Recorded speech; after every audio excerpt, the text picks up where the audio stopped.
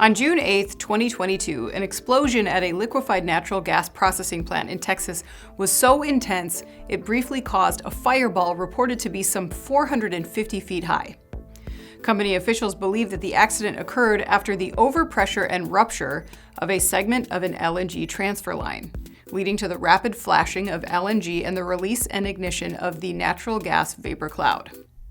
The Freeport LNG plant along the Gulf Coast is responsible for a fifth of US LNG processing, so the event and subsequent months-long shutdown has proved to be significant in terms of supply and related spikes in price.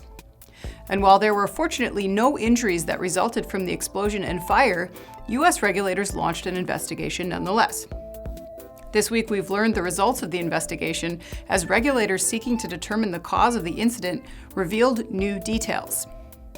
The Pipeline and Hazardous Materials Safety Administration has issued a report produced by a consultant that's been described by Reuters as, quote, heavily redacted. Despite this, there's still plenty to see.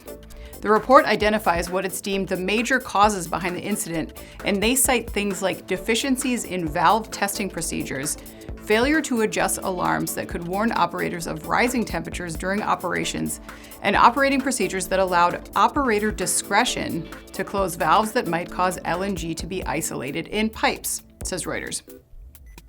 The report also points to alarms that were, quote, constantly indicating, some for years, and on equipment that was out of service. They say this led to the phenomenon known as alarm fatigue, which results in worker desensitization or delayed response to these alerts.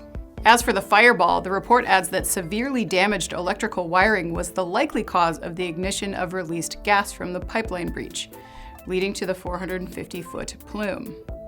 Freeport LNG says it has adopted procedural changes in hopes to have the plant back online at partial capacity sometime this month, although PHMSA must okay the company's plan before a restart is approved. I'm Anna Wells, and this is IEN Now.